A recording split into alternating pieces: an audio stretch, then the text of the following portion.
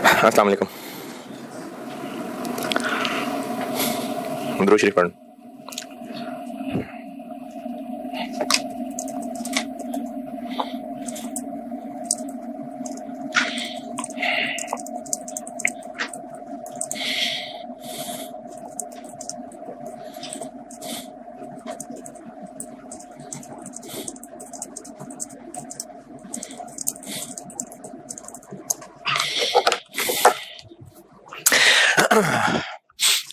अच्छा, एक रिकैप दे दूं क्योंकि 4 दिन आगे बीच में। आईफरस 2 पढ़ रहे हैं हम। आईफरस 2 ये है कि कंपनी खुद या उसकी कोई पेरेंट सब्सिडरी गुड्स या सर्विसेज ले, और जिस पार्टी से गुड्स या सर्विसेज ले उस पार्टी को बदले में कैश की बजाय शेयर्स इशू किए जा रहे हों, और अगर कैश देना भी है तो amount of cash certain number of shares की वैल्यू के बराबर होगा। यानी हो सकता है कि कहा जाए, जिसे कंसल्टेंसी सर्विस ली थी कि हम आपको इसके बदले में अपने 5,000 शेयर्स देंगे, या ये कहा जा सकता है कि अपने 4,000 शेयर्स की जितनी वर्थबंदी होगी उतना कैश देंगे। तो कैश भी अगर देना है तो अमाउंट ऑफ कैश सर्टेन नहीं है। किस चीज से रिलेट कर दी? शेयर्स की वैल्यू से। इस ट्रांजेक्शन को हम आईएफआरएस 2 में पढ़ रहे हैं। अगर बदले में शेयर्स देने हैं तो ये इक्विटी सेटल्ड है, और अगर बदले में कैश जाना है तो ये कैश सेटल्ड है। और एक शक्ल और भी थी कि अगर बदले में हमने कुछ नहीं देना, हमारे पेरेंट सब्सिडी ने देना है, हमें बस गुड सर्विसेज मिल रही है, तो भी ये इक्विटी सेटल्ड ही है। आगे इक्विटी सेटल्ड ट्रांजेक्शंस का क्या करना है? जनरल ओवरव्यू ये है कि जो हमें गुड्स या सर्विसेज मिल रही हैं, एक्सपेंस डेबिट या कोई फिजिकल चीज मिल रही है तो फिजिकल चीज डेबिट, और साथ इक्विटी क्रेडिट। अगर तो फौरन ही शेयर्स इशू हो गए या शेयर ऑप्शंस इशू हो गई तो इसका मतलब हम वो गुड्स या सर्विस ले चुके और फौरन ही वो गुड सर्विस डेबिट जाग रहे हैं, वो फौरन गुड सर्विस डेबिट और इक्विटी अमाउंट क्रेडिट। और अगर ओवर द पीरियड हमें गुड सर्विसेज मिलनी है तो फिर यही एंट्री तोड़ तोड़ के ओवर द पीरियड होगी। ये जनरल बात थी। फिर इसमें एक बात रिकग्निशन से रिलेटेड ये की थी कि अगर कुछ शर्तें हैं तो वो शर्तें कहलाती हैं वेस्टिंग कंडीशंस। 2 तरह की टाइप्स हैं, एक सर्विस कंडीशन है और एक परफॉर्मेंस कंडीशन है। सर्विस कंडीशन है जिसमें जिनसे सर्विस ली है, नॉर्मली ये कंडीशंस एम्प्लॉइज के लिए ही होंगी। अगर हमने किसी से प्लांट खरीद लिया तो खरीद लिया, उसको उसी वक्त शेयर इशू हो जाएंगे। अगर किसी कंसल्टेंट से कोई कंसल्टेंसी सर्विस ली है तो ले ली, उसी वक्त शेयर इशू हो जाएंगे। तो नॉर्मली एम्प्लॉइज के अलावा जिनसे गुड सर्विसेज ले रहे होते हैं उनसे फौरन गुड सर्विस ले ली होती है, तभी बदले में शेयर इशू कर रहे होते हैं। ओवर अ पीरियड तरसा के शेयर इशू करना, ये काम मोस्टली एम्प्लॉइज के साथ ही होगा। और उनके साथ सर्विस कंडीशन अगर लगाई है तो उसका मतलब है कि इतने सर्टेन टाइम पीरियड तक नौकरी में रहोगे तो शेयर्स या शेयर ऑप्शंस मिलेंगी। और अगर परफॉर्मेंस कंडीशन शर्त लगाई है तो उसका मतलब है कोई ना कोई टारगेट रखा होगा। वो टारगेट सेल्स का भी हो सकता है, नंबर ऑफ यूनिट्स का भी हो सकता है, ग्रोथ का हो सकता है, प्रॉफिट परसेंटेज का हो सकता है, कुछ भी परफॉर्मेंस टारगेट हो सकते हैं। अगर ऐसे टारगेट रखे गए हैं तो ये परफॉर्मेंस कंडीशन है।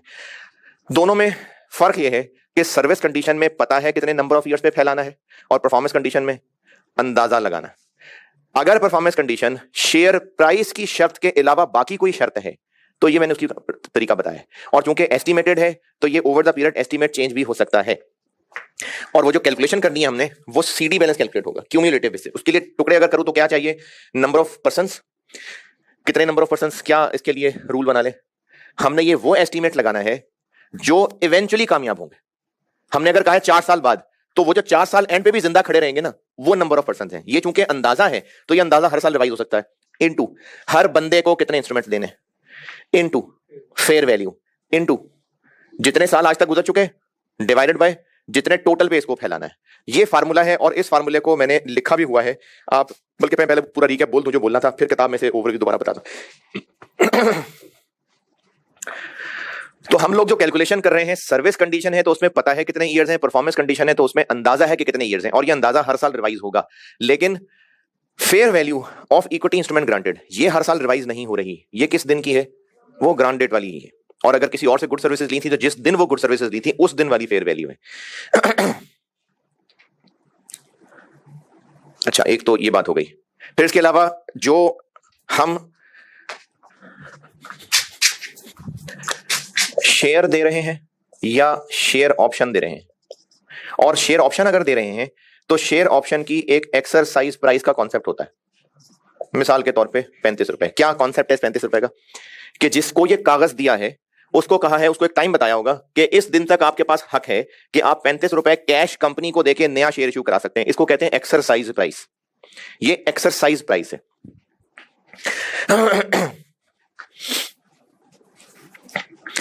तो कंपनी एम्प्लॉइज को चाहे उनकी सर्विस के बदले, चाहे गुड सर्विसेज जिनसे ले रहे हैं उनको, शेयर दे सकते हैं या शेयर ऑप्शन दे सकते हैं, या तो ये और ये इंग्लिश वाला और।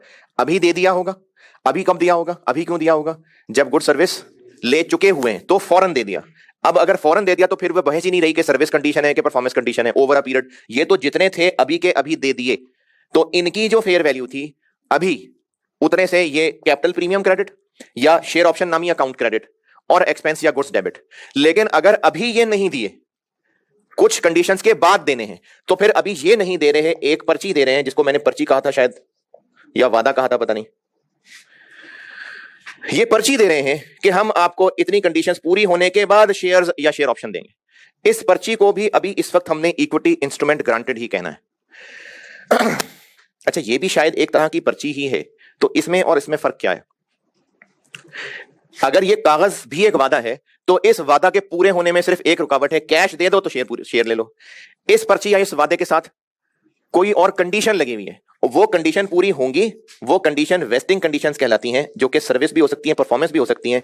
तो फिर इस पर्ची के बदले, यानी पर्ची फिर वापस ले लेंगे और बदले में शेयर्स या शेयर ऑप्शंस ये दे देंगे। ये किस सूरत में हो रहा होगा? जब गुड सर्विस ले चुके। ये पर्ची अभी क्यों दे रहे होंगे? जब गुड सर्विस हमने लेनी होंगी, यानी कोई वेस्टिंग कंडीशंस होंगी, वो कंडीशंस पूरी होने के बाद ये पर्ची कैंसिल करके उसके बदले ये दिए जाएंगे। इसकी फेयर वैल्यू से क्या मुराद है? मिसाल के तौर पे अगर 60 रुपए का है तो क्या मुराद है इसकी फेयर वैल्यू से? कि ये शेयर मार्केट में कितने का बिकता है। शेयर ऑप्शन की फेयर वैल्यू से क्या मुराद है? 35 रुपए। शेयर ऑप्शन एक कागज का टुकड़ा है, या फिजिकली जो जिस भी शक्ल का होता होगा।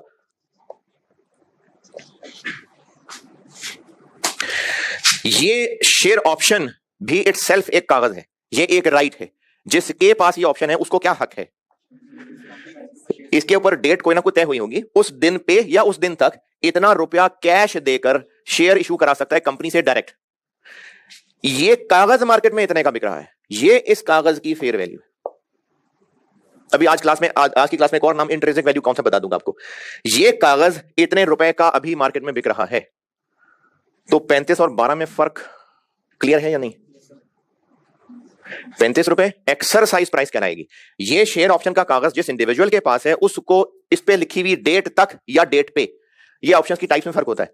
या ये जिस दिन एक्सपायरी है उस दिन तक एक्सरसाइज हो सकती है, या फिर इसकी एक मैच्योरिटी डेट है उसी दिन एक्सरसाइज हो सकती है। तो अप टू या ऑन इतना रुपया कैश देंगे कंपनी को तो कंपनी उसको नया शेयर इशू कर देगी। ये शेयर ऑप्शन की एक्सरसाइज प्राइस है। लेकिन ये कागज भी तो एक वैल्यू रखता है, यानी ये कागज किसी के भी हवाले हो जाए तो उसके पास एक खजाना लग रहा है। क्या खजाना लग रहा है भाई? उसके पास एक डिस्काउंटेड प्राइस पे शेयर खरीदने का हक है, तो ये हक भी इटसेल्फ बिक सकता है। तो वो हक कितने का बिक रहा है अभी, ये इसकी फेयर वैल्यू। ये पर्ची क्या है? ये हमने किसी एम्प्लॉय को जनरली कही है कि तुम इतने साल में ये कंडीशन पूरी कर दो, तो हम उन कंडीशंस के पूरी होने के बाद अपने शेयर्स तुम्हें इशू कर देंगे या शेयर ऑप्शंस तुम्हें इशू कर देंगे। तो ये पर्ची या तो शेयर की है या शेयर ऑप्शन की है। इस पर्ची की अभी फेयर वैल्यू क्या है? जिस चीज की पर्ची है उस चीज की जो फेयर वैल्यू है बाय डिफॉल्ट क्वेश्चन में। यानी अगर हमने अपने एम्प्लॉइज को कहा है कि तुम 3 साल तक नौकरी करो, 3 साल बाद हमारी तरफ से पक्का 3 साल इधर पूरे होंगे, तुम्हें हम 2-2 हजार शेयर्स दे देंगे। ये जो हम उससे वादा कर रहे हैं, ये वादा इक्विटी इंस्ट्रूमेंट ग्रांटेड कहला रहा है IFRS 2 में। और अभी आज वादा करते हुए, ये इस सेम कॉन्टेक्स्ट, आज वादा करते हुए इस पर्ची की फेयर वैल्यू कितनी है? 60 रुपए। अगर हम कस्टमर अपने एम्प्लॉय को कह रहे हैं कि तुम 3 साल तक नौकरी कर लो, हम तुम्हें 35 रुपए एक्सरसाइज प्राइस वाली शेयर ऑप्शन दे देंगे 3 साल बाद। अभी इस पर्ची की फेयर वैल्यू क्या है? 12 रुपए। ये एक्सरसाइज प्राइस है, ये फेयर वैल्यू नहीं है। तो इस पर्ची, जिस चीज की ये पर्ची है, जो उस चीज की आज फेयर वैल्यू है, क्वेश्चन की बात कर रहा हूं, बाय डिफॉल्ट उस पर्ची की वो फेयर वैल्यू। जी नहीं, देखें, मुझे अपनी किसी मेहनत के सिले में एक कंपनी ABC ने शेयर ऑप्शन दे दी। अब मेरे पास एक कागज का टुकड़ा है, उसमें लिखा हुआ है कि 35 रुपए दोगे तो पैसे शेयर मिल जाएगा। मैं वो कागज का टुकड़ा आपको 12 रुपए का बेच देता हूं। मैंने आपको 12 रुपए का बेच दिया। अब आप कंपनी ABC के पास जाएंगे, उस कंपनी और आपके दरमियान ट्रांजेक्शन क्या होगी? आप 35 रुपए कैश देंगे और बदले में शेयर ले लेंगे। आप ये कहेंगे कि 12 रुपए तो मैं पहले दे चुका हूं, तो मैं तो 23 रुपए दूंगा। नहीं कह सकते ना, आपने ये पर्ची लेने के लिए मुझे पैसे दिए थे। अब जब आपके पास ये शेयर ऑप्शन आ चुकी है, तो आप और उस कंपनी के दरमियान सिर्फ 35 रुपए की ट्रांजेक्शन होनी।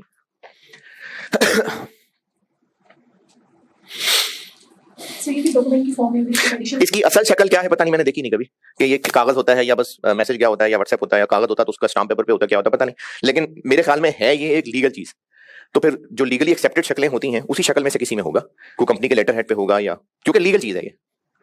आपका सवाल मेरे ख्याल में कुछ और था, आप पूछ कुछ और रही थी, मैंने तो बीच में रोक दिया। मैंने फिजिकली नहीं देखा, मैंने देखा नहीं है, लेकिन ख्याल ये है कि चूंकि एक लीगल चीज है, कॉन्ट्रैक्चुअल है ना, कॉन्ट्रैक्ट हो रहा है, तो किसी ऐसे कागज पे होगी जो कोर्ट ऑफ लॉ में साबित हो सकता होगा। अब वो कागज क्या है, लेटर हेड है, क्या है पता नहीं, कोई फिजिकल शक्ल नहीं देखी। हाँ जी, ये इसमें क्योंकि पिछली क्लास के बाद ना कुछ स्टूडेंट्स ने मुझे लगा था कि इसमें कंफ्यूजन पूछी थी, तो मुझे लगा कि पहले मैं आपको इस पे बात रिकैप दे देता हूँ। इससे रिलेटेड बेटे बताएं कोई भी कंफ्यूजन है तो।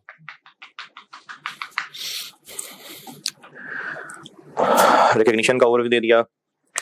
हाँ, हमने मेजरमेंट में ये बात की थी कि इस ट्रांजैक्शन को, यानी चाहे फौरन पूरी की पूरी डेबिट क्रेडिट होनी है, चाहे ओवर द पीरियड होनी है।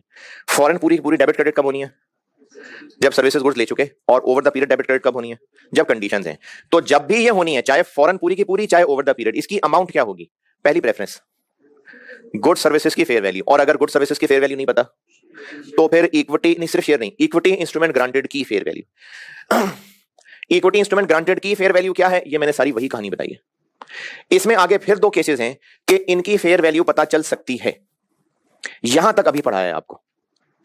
अगर ये वाली चीज है ये, तो नहीं सॉरी, अगर ये वाली चीज है कि हमने अभी ही शेयर्स या शेयर ऑप्शंस दे दी, तो फिर ये नहीं है, ठीक है, फिर ये नहीं है, ये यकीनन पास्ट सर्विस है। लेकिन अगर हमने कोई कंडीशन रखी है तो यकीनन हमने ये अभी इंप्लॉइज को नहीं दिया, ये दिया है, तो कंडीशंस आ गई, इसका मतलब ये अभी इशूड नहीं है, अभी ये इशू हुआ है। क्योंकि अगर यही उनके हाथ में पकड़ा दिया तो आप किस बात की शर्तें लगाएंगे। हमने शेयर या शेयर ऑप्शन ये एम्प्लॉय के हाथ में पकड़ानी है कुछ शर्तें पूरी होने के बाद, इसका मतलब सवाल में ये नहीं है, ये है जी, ये बात क्लियर है। अब जब ये है तो इसकी फेयर वैल्यू क्या पता, ये पर्चियां मार्केट में ना बिकती हो तो फिर इसकी फेयर वैल्यू कैसे निकालें। ये तो मैंने सवाल की बात की है कि जिस चीज की पर्ची है उसी की फेयर वैल्यू है। असल में इसके ऊपर मुख्तलिफ स्टैटिस्टिकल मॉडल भी लग सकते हैं, जैसे जो मैंने बुक के अंदर आईएएस की मिसालें डाली हैं उनमें बाइनोमियल प्राइसिंग मॉडल का जिक्र भी है, तो मुख्तलिफ मॉडल लग सकते हैं। उन मॉडल्स में वैल्यूज पुट करके ये आंसर निकाला हुआ। आप में से किसी ने बीएमडी पढ़ ली हुई है, पढ़ी हुई है किसी ने, पढ़ी हुई, चले सामने वालों ने भी पढ़ी होगी। जैसे किसी वैल्यूएशन का एक फार्मूला है, वो डिविडेंड वैल्यूएशन मॉडल है, डिविडेंड है 1 प्लस फलाना डिवाइडेड बाय फलाना। अब इस फार्मूले में मुख्तलिफ फिगर्स पुट करते हैं और एक आंसर आ जाता है, ये शेयर की वैल्यू है। तो ये वैल्यूएशन मॉडल्स हैं, तो कोई ना कोई फार्मूले होंगे बुजुर्गों के बनाए हुए, स्टैट्स के माहिरों के, उन फार्मूले में फैक्टर्स की कुछ वैल्यूज पुट करते होंगे तो इस कागज की वैल्यू निकल आती होगी। तो ये वैल्यूएशन मॉडल होते हैं। इसके लिए कोई ना कोई मॉडल होगा जिसमें फिगर्स पुट करते होंगे तो जो आंसर आता होगा वो उसकी वैल्यू है। उन फार्मूले में इस्तेमाल होने वाली चीजों में से एक चीज ये भी होती होगी कि मार्केट कंडीशन क्या है। मार्केट कंडीशन क्या बताई थी मैंने, वो परफॉर्मेंस कंडीशन जो शेयर प्राइस के साथ लिंक, यानी डायरेक्टर को कहा है कि अगर कंपनी का शेयर जो अभी 45 रुपए का है अगर 2 साल में 60 तक पहुंच गया, अब ये जो शर्त लगाई जा रही है शेयर की मार्केट वैल्यू की शर्त लगाई जा रही, या इसकी शेयर प्राइस जो अभी है वो 2 साल में 25% ग्रो कर गई, ये भी शेयर प्राइस की बात हो रही है, या इंट्रिंसिक वैल्यू चीज होती है, वो आज के दिन में बताऊंगा। तो अगर शेयर की प्राइस से लिंक किया जा रहा है किसी शर्त को तो वो शर्त कहलाती है मार्केट कंडीशन। इस शर्त का इस्तेमाल क्या है, क्या इस्तेमाल है शर्त का, इस पर्ची की जिस फार्मूले से फेयर वैल्यू निकालनी है उस फार्मूले में उसका कुछ पुट करना होगा। यानी ये जैसे मैंने पिछली क्लास में भी शायद बात की थी कि इस बात के कितने चांसेस हैं कि शेयर प्राइस 50 से 65 तक पहुंच जाएगी, 40% चांस है, ये 40% इस फार्मूले में डाल दिया। कुछ इस तरह से होता होगा, मैंने कभी देखा नहीं बाइनोमियल प्राइसिंग का फार्मूला, मतलब मैंने देखा नहीं है कि इस फार्मूले में फैक्टर कौन कौन से डाल के मार्केट कंडीशन को कैसे इनकॉर्पोरेट पता नहीं, लेकिन उस फार्मूले के अंदर इनकॉर्पोरेट होता है, हो गया इनकॉर्पोरेट। जैसे मिसाल के तौर पे आप किसी डॉक्टर के पास गए, या चलो आप खैर आप कोई बंदा कोई डॉक्टर के पास गया, उसको कोई बीमारियां थी, अब उस बीमारियों में जो सिम्टम्स थे डॉक्टर ने कहा कि अच्छा आपने ना ये एक्सरसाइज करनी है, फलाना फलाना खाना नहीं खाना, और ये मेडिसिन खानी है। अब आपका चूंकि वेट ज्यादा है तो आपने ये एक्सरसाइज करनी है, आपका चूंकि फलानी चीज ज्यादा है तो आपने ये वाली चीज छोड़ देनी है, आपको चूंकि फलाना मसला तो आपने फिर ये वॉक करनी है। ये तो हो गए उसके करने वाले काम जो उसको कहे जा रहे हैं। उसने कहा जी वो ब्लड टेस्ट में फलाना मसला था, हाँ वो मैंने दवाई के अंदर इनकॉर्पोरेट कर लिया है, बस वो दवाई के अंदर हो गया इनकॉर्पोरेट, उसके लिए अलग से कुछ नहीं करना आपको। तो मैं मिसाल समझा सकूंगा, जो चीज ये हो गई जी दवाई के अंदर इनकॉर्पोरेट हो गई, वो दवाई के अंदर रख लिया मैंने, अब वो दवाई खानी है आपने, उस दवाई को यूज करना है फलाने काम के लिए, हाँ वो आपको ये एक्सरसाइज करनी पड़ेगी, वो ये वॉक करनी पड़ेगी, फलानी चीज वो मैंने दवाई के अंदर इनकॉर्पोरेट कर ली है। तो परफॉर्मेंस कंडीशन अगर शेयर प्राइस से रिलेटेड जिसको मार्केट कंडीशन कहते हैं उसके अलावा है तो उनका इस्तेमाल फिर हम कर रहे होते हैं नंबर ऑफ ईयर्स का एस्टिमेट करने में, या जैसे प्रैक्टिस क्वेश्चन 3 और 4 था जिसमें 12 रुपए और 16 रुपए और वो 100 के 200 के 300 ऑप्शंस, उनका इस्तेमाल हो रहा था। लेकिन मार्केट कंडीशन का इस्तेमाल किस चीज में होगा? जो इस पर्ची की एक्सपर्ट ने उस वैल्यूएशन मॉडल से वैल्यू निकाल के दी होगी, लेट से 30 रुपए, उस 30 रुपए निकालने में इस्तेमाल हो गया मार्केट कंडीशन का। तो और अगर है ही सिर्फ मार्केट कंडीशन, तो बस वो जो 30 रुपए निकाल दिए उसको यूज करें, कितने साल के ऊपर फैलाएं, बेस्ट अंदाजा लगाएं, और हर साल के एंड पे उस अंदाजे को अपडेट नहीं करना, मार्केट वाले को नहीं करना, क्योंकि मार्केट कंडीशन वाला सारा दवाई के अंदर कवर्ड है, ये सब उस फेयर वैल्यू के अंदर कवर्ड है। हां, एक अंदाजा हमने करना है अपडेट, नंबर ऑफ एम्प्लॉइज वाला, वो करना है, क्योंकि हमने ये वादा एक बंदे के साथ किया हुआ है, जबकि एक्सपेंस हम सारे एम्प्लॉइज का रिकॉर्ड कर रहे हैं। तो वो जो 30 रुपए के अंदर कवर्ड है, वो उस एक बंदे के एक वादे की बात हो रही है। नंबर ऑफ पर्सन वो तो करने हैं हर साल के एंड पे अपडेट। ठीक है, अब इसकी ना मैं एग्जाम प्रैक्टिस और कराता हूं, फिर मैं केस 2 पे जाऊंगा। तो आप एक मेहरबानी ये काम ये कर लें कि मैंने क्योंकि आपको सारा रिकैप दे दिया, आपको 25 मिनट लगा के, आप चैप्टर में आए। पहला पेज सारा, दूसरा पेज सारा, तीसरा पेज सारा, चौथा पेज सारा, पांचवा पेज भी सारा, आखिरी एग्जाम नोट्स वाला डब्बा छोड़ के। अच्छा पहले 4 पहले पढ़े ना सारे, फिर मैं बताता हूं पेज 5 पे कौन सी चीज अभी नहीं पढ़नी। पहले 4 पेज एक दफा सारे रीड कर लें, जरा चैप्टर में उतर आए, फिर सवाल करते हैं हम।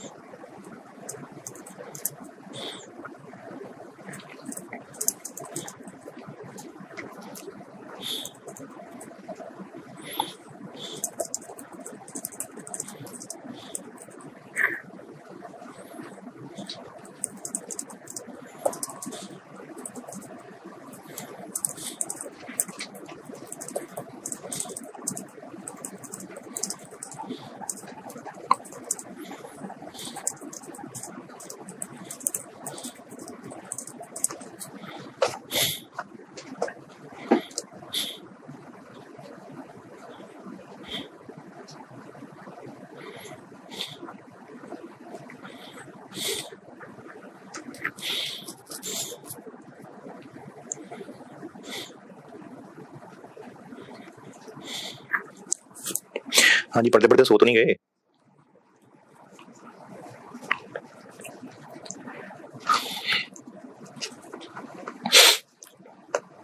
5वें पेज के आखिरी डब्बे तक पहुंच जाए तो फिर मैं बताऊंगा आगे।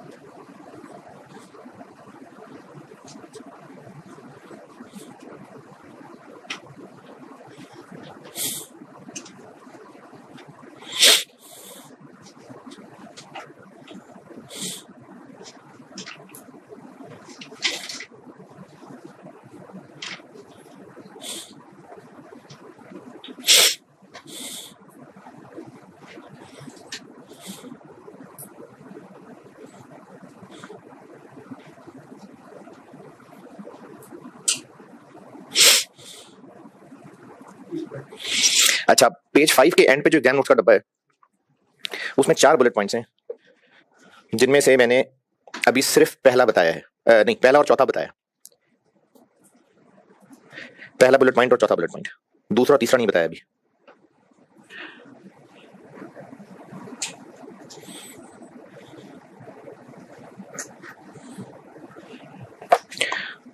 और फिर आपने पेज 6 भी सारा पढ़ लेना है, आखिरी पैराग्राफ के अलावा पेज 6 भी सारा पढ़ लें।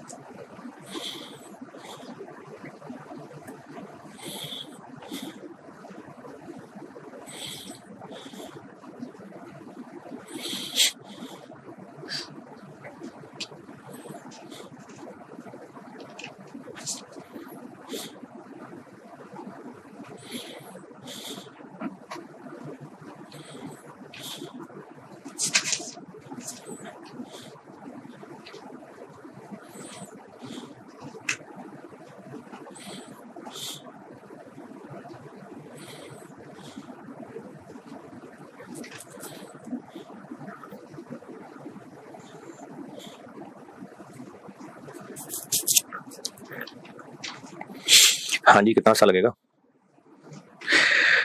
कुछ नहीं पूछना इसमें से, कुछ नहीं पूछना। सही मार्केट कंडीशन सही है अदर बिजनेस नहीं, हमने अपने एम्प्लॉइज को कहा कि ये मार्केट कंडीशन में पेज 5 पे, पेज 6 पे जो राइट वाला कॉलम है वो बता रहा हूं। हमने एम्प्लॉइज को कहा कि अगर 3 साल में कंपनी की सेल्स 50% ग्रो कर गई एंड शेयर प्राइस 40 रुपए से 55 रुपए तक पहुंच गई, तो फिर अब आपको इतने इतने शेयर दे देंगे। अब अगर सेल्स वाली बात पूरी हो गई तो उनको हम शेयर्स दे देंगे और वो हमारी सारी कैलकुलेशन उसके मुताबिक चलेगी। शेयर प्राइस वाली शर्त ना भी पूरी हुई लेकिन बाकी शर्त पूरी हो रही है तो उसकी अकाउंटिंग वैसे ही होगी जैसे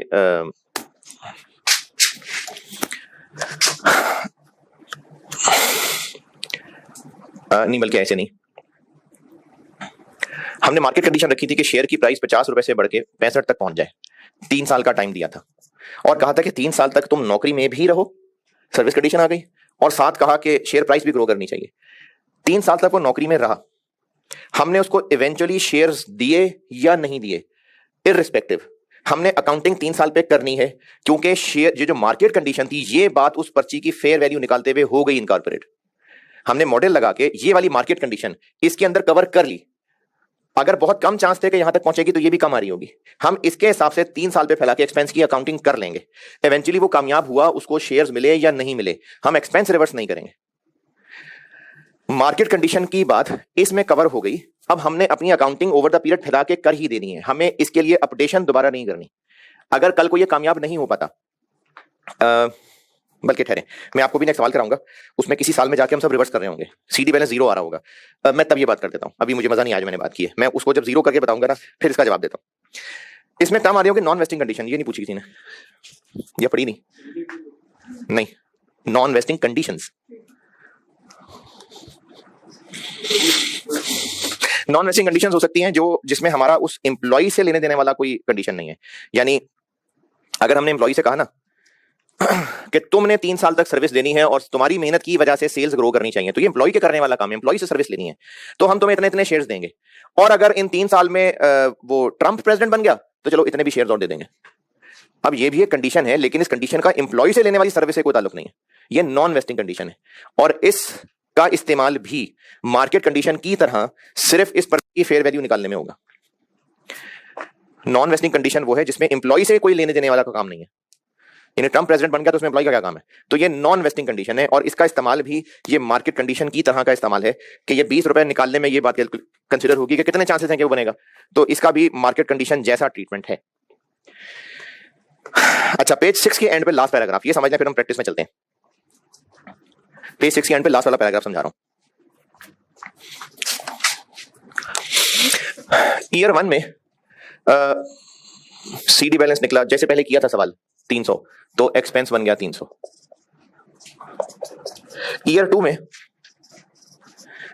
हमें लगा, वैसे तो 4 दिन पुरानी बात है लेकिन चलें शायद जरा सी बात याद में आ जाए। ईयर 1 गुजरा तो वो एवरेज प्रॉफिट वाली कंडीशन पूरी नहीं हुई, हमें लगता था अच्छा शायद दूसरे साल में पूरी हो जाएगी, 15% प्रॉफिट ग्रो करना था, नहीं कर सका, कोई बात नहीं, अगले साल ग्रो कर जाएगा। दूसरे साल जाके हमें लगा कि नहीं अब हमसे ना हो पाएगा। क्यों 0? हमें लग रहा है एम्प्लॉइज ने नहीं होना कामयाब, तो अब हमारा एस्टीमेट हो गया बस 0, क्योंकि एंड तक होना ही नहीं किसी ने कामयाब, तो 0 तो हमें इस सारे के एक्सपेंस को रिवर्स करना पड़ा क्योंकि अपडेट जो करना था। ये मैं परफॉर्मेंस कंडीशन की बात कर रहा हूं, मिसाल दे रहा हूं कि हमने एक सवाल किया था जिसमें था कि अगर 3 साल तक एवरेज प्रॉफिट 15% से ऊपर हुआ तो 3 साल बाद, या अगर पहले ही साल में पता नहीं 18 से ऊपर हुआ तो फिर पहले साल बाद, या अगर 2 साल में 15 से ऊपर, कुछ इस तरह की शर्तें। तो पहला साल अच्छा गुजरा और हमें उम्मीद है कि एम्प्लॉइज कामयाब हो जाएंगे, इस पे सीधी कैलकुलेट हो गया। दूसरा साल अच्छा नहीं गुजरा और अब हमें लग रहा है कि नहीं अब ये एम्प्लॉय से टारगेट पूरा नहीं हो पाएगा, तो इवेंचुअली कितने लोग कामयाब होंगे? कोई भी नहीं ना, तो ये 0 हो गया, इसकी वजह से ये एक्सपेंस रिवर्स हो गया। तीसरा साल अच्छा गुजरा, अच्छा अभी शर्त खत्म नहीं हुई है, शर्त 3 साल की है, लेकिन दूसरे साल हमें लग रहा है कि इनसे नहीं होना परफॉर्म, तो 0। अब जब तीसरे साल पे आए तो अब उन लोगों ने परफॉर्मेंस वापस दोबारा अच्छी कर ली और फिर हमें लगता है कि ये बात यहां तक चली जानी है, तो एक्सपेंस आ गया 430। यानी परफॉर्मेंस कंडीशन के होते हुए हम लोग जब हर ईयर एंड पे अपडेशन कर रहे होते हैं तो बीच में ऐसा हो सकता है ना कि सारा एक्सपेंस रिवर्स करना पड़ जाए, है ना? क्यों? क्योंकि अब हमें वो कंडीशन पूरी नजर नहीं आती यारी। मार्केट कंडीशन के साथ ऐसा नहीं है। अगर हमें लग रहा हो ना मार्केट कंडीशन पूरी नहीं हो सकेगी, उसको इधर जीरो नहीं करते, क्योंकि मार्केट कंडीशन पूरी होगी नहीं होगी ये बात हमने ऑलरेडी इस बहुत थोड़ी सी फिगर में कर ली हुई है कंसिडर। अगर सिर्फ मार्केट कंडीशन हुई, सिर्फ मार्केट कंडीशन, तो फिर हम लोग इधर जीरो नहीं करते। बेशक हमें लग भी रहा है ना कि आखिर में लोगों ने कामयाब नहीं होना है, नौकरी तो मौजूद रहेंगे लेकिन नहीं कामयाब होंगे, हम इसको जीरो नहीं करते। अगर ओनली मार्केट कंडीशन है तो ये मैंने लिखा हुआ था कि अगर मार्केट कंडीशन के अलावा बाकी कंडीशन है तो जैसे पढ़ा था वैसे चलाएं। तो किसी एक साल में परफॉर्मेंस कंडीशन अपडेट करने की वजह से जीरो हो सकती है, लेकिन अगर सिर्फ मार्केट कंडीशन है तो उसको जीरो नहीं करना होता।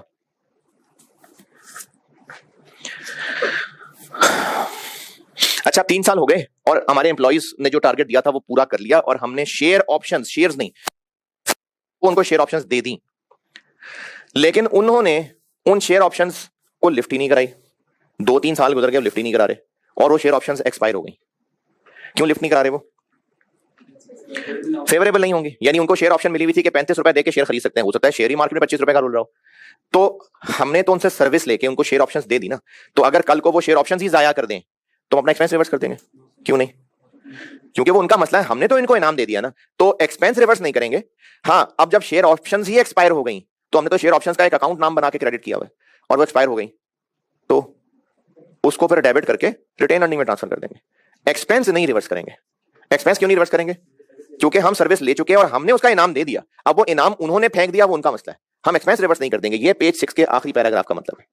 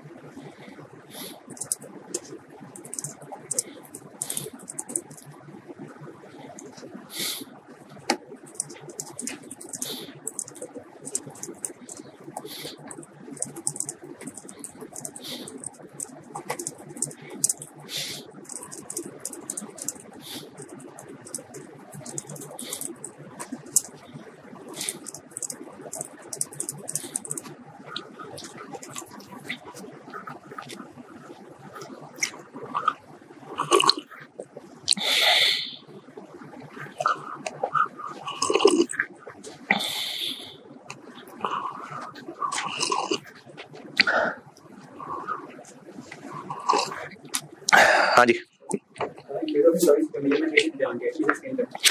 ये पेज 6 वाला लास्ट पैराग्राफ पढ़ लिया? चलो पढ़ तो लो ना पहले। ये जो बात आप सवाल पूछ रहे हैं ना, ये क्वेश्चंस की प्रैक्टिस में आ जाएगी बात, नहीं तो फिर कहीं क्वेश्चन में वर्ड आया होगा ग्रांट डेट तो दोबारा पूछ लेना। अच्छा चलो बता देता हूँ, खैर सुन लो। ये सवाल मैंने पेज 2 पे 3 पे ये बात मैंने कहा लिखी हुई है, पेज 5 में मैंने कहीं एक बात लिखी हुई है, मेजरमेंट डेट, यानी ये जो फेयर वैल्यू हमने निकालनी है इक्विटी इंस्ट्रूमेंट ग्रांटेड की। अच्छा, प्रायोरिटी क्या है हमारी, किसकी एंट्री की अमाउंट क्या होनी चाहिए?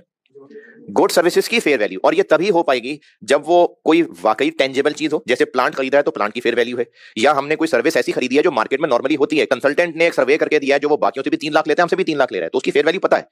लेकिन अगर नहीं पता चल पा रही तो सेकंड हमें अपने इक्विटी इंस्ट्रूमेंट ग्रांटेड की फेयर वैल्यू निकालनी पड़ेगी। किस दिन कैलकुलेट करेंगे ये फेयर वैल्यू, किस दिन? वो होगी मेजरमेंट डेट। हमने कंसल्टेंट से ये कहा कि हमने आपसे ये जो सर्विस ली है ना, या ये 2 महीने में आप जो सर्विस देने लगे हैं, हमने कंसल्टेंट से कॉन्ट्रैक्ट किया कि आपसे जो हम सर्विस लेने लगे हैं ये 2 महीने में आपने सर्विस तो दे ही देनी है, 2 महीने में आप सर्विस देंगे और हम आपको अपने शेयर्स दे देंगे, ये हमने तय कर लिया। अब हम एंट्री कब करेंगे जी? जिस दिन ये कॉन्ट्रैक्ट कर लिया? नहीं, 2 महीने बाद सर्विस मिल जाएगी, वो मैं बिल भेज देगा, हम उस वक्त फलाना एक्सपेंस डेबिट और शेयर कैपिटल प्रीमियम या शेयर ऑप्शंस क्रेडिट, किस अमाउंट से? अगर उसने बिल भेजा है तो उस अमाउंट से, और अगर बिल नहीं भेजा यानी उसकी सर्विस की फेयर वैल्यू नहीं पता, तो जो हम शेयर्स या शेयर ऑप्शंस दे रहे हैं किस दिन की फेयर वैल्यू? जब हम 2 महीने बाद उससे सर्विस लेने के बाद उसको शेयर्स देने लगे हैं, या जब शुरू में कॉन्ट्रैक्ट किया था? जब सर्विस ले ली ना। ये लिखा हुआ है कि जो गुड सर्विसेज होंगी उनमें हमने शेयर्स की वैल्यू उस दिन की लेनी है जब ले ली गुड सर्विसेज। लेकिन अगर एम्प्लॉय को कहा है कि तुम 2 साल तक हमारे पास नौकरी करोगे तो 2 साल बाद तुम्हें हम ये शेयर्स दे देंगे, अब जिस दिन हमने एम्प्लॉय से ये कॉन्ट्रैक्ट कर लिया वो दिन है ग्रांट डेट। एम्प्लॉय से सर्विस मिलनी है ओवर 2 साल, जिस दिन टर्म्स तय हो गई वो ग्रांट डेट है। तो अब अकाउंटिंग करने के लिए इक्विटी इंस्ट्रूमेंट ग्रांटेड की फेयर वैल्यू किस दिन की कैलकुलेट होगी? ग्रांट डेट वाली। ये लिखा हुआ इस डब्बे के अंदर। लेकिन एम्प्लॉय की सर्विसेज की कोई वैल्यू ऐसा होती नहीं है, डायरेक्ट उसकी वैल्यू नहीं पता लग पा रही होती, तो इसलिए ये ओवर द पीरियड फैली है ना। तो आईएएस ने इस गहराई में डाले बगैर कि अच्छा 30 दिसंबर वाली देखें कि 31 दिसंबर वाली देखें कि 15 जुलाई वाली देखें या 2023 वाली देखें कि 24 वाली देखें, जिस दिन टर्म्स तय कर रहे हैं उसको कहा ग्रांट डेट और उस दिन की वैल्यू पे चलो बस। तो जिस अमाउंट से एंट्री होनी है वो अमाउंट जिस दिन कैलकुलेट होनी है वो मेजरमेंट डेट है। इंप्लॉइज के अलावा बाकी गुड सर्विसेज के लिए किस दिन की वैल्यू? जब सर्विस ले ली। और इंप्लॉइज के केस में किस दिन की वैल्यू? ग्रांट डेट वाली।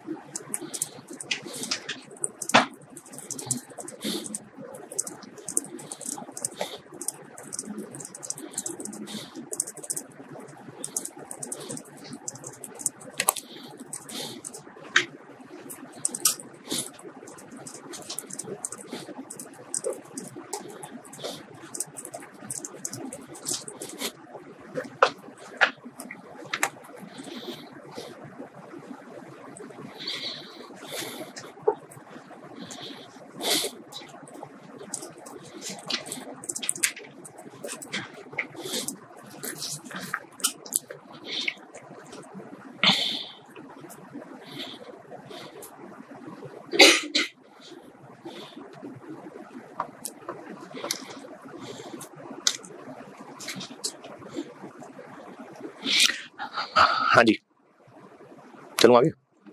प्रैक्टिस क्वेश्चन 5 और 6 पढ़ दे। प्रैक्टिस क्वेश्चन 5 और 6, फिर मैं एक एग्जाम क्वेश्चन डिस्कस करता हूं, बोर्ड पे सॉल्व करता हूं। इनफैक्ट प्रैक्टिस क्वेश्चन 5 और 6 पढ़ें, सॉल्यूशन देखें। ये जो प्रैक्टिस क्वेश्चन है ना सारे, ये मैंने ओरिजिनल आईएएस की एग्जांपल्स उठा के उनको सवालों की शक्ल दी हुई है। प्रैक्टिस क्वेश्चन 5 और 6 पढ़ के जबानी देख लें सॉल्यूशन। एक मैं आपको पास पेपर का सवाल बोर्ड पे कर देता हूं।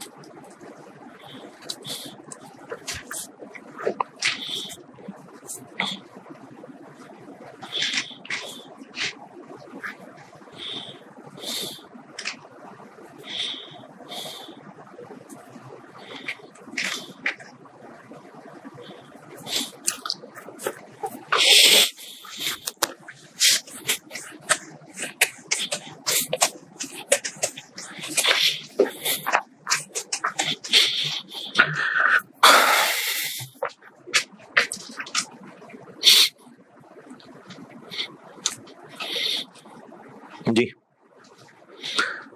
अब देखिए, अगर अगर पढ़ लिया है तो क्वेश्चन नंबर 6 में छठे साल जाके बात गई है, लेकिन एक्सपेंस फिर भी हमने 5 साल पे फैलाया है। हमने कोई अपडेशन नहीं करनी होती। उन लोगों को छठे साल जाके शेयर इशू हुए, लेकिन हमने एक्सपेंस फिर भी 5 साल में पूरा किया है। तो अगर सिर्फ मार्केट कंडीशन हो तो हमने जो पहले दिन वैल्यू ले ली और जो पीरियड सोच लिया उसको पूरा करेंगे, उसमें से कोई एडजस्टमेंट, उसमें कोई एस्टिमेट चेंज नहीं करना। चलें, अब आप ऐसा करें कि पास्ट पेपर्स वाले पोर्शन में जून 22 पे आए। जून 22, ये मेरी बुक में क्वेश्चन नंबर 9 है, पिजन लिमिटेड। पढ़ ले, मैं करता हूं बोर्ड पे।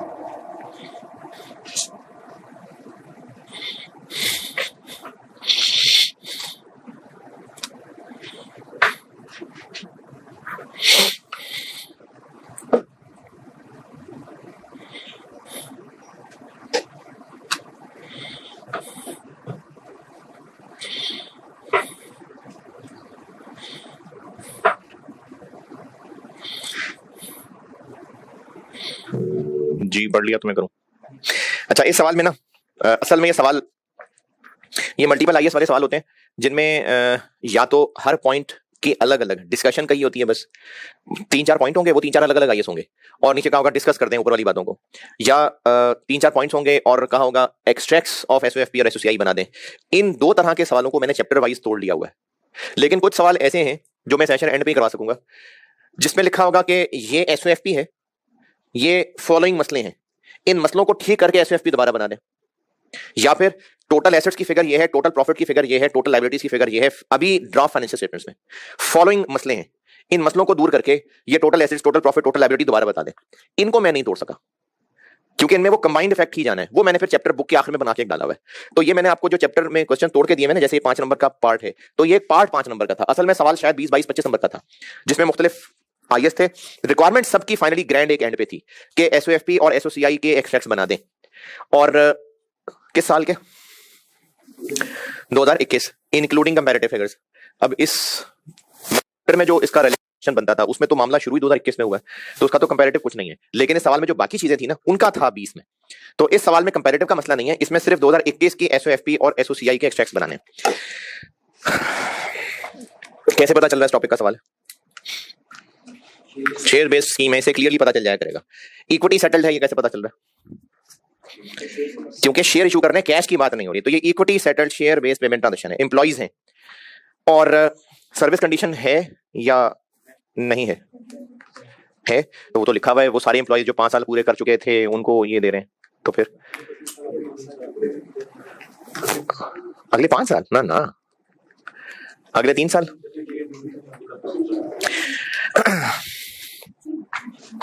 तो फिर 5 साल पूरे कर चुके, वो क्या बात है फिर? तो फिर वो 5। हाँ, जब हम एम्प्लॉइज शेयर स्कीम को एम्प्लॉइज को दे रहे हैं तो अपने एम्प्लॉइज को या गली से पकड़ पकड़ के भी लोग लाएंगे?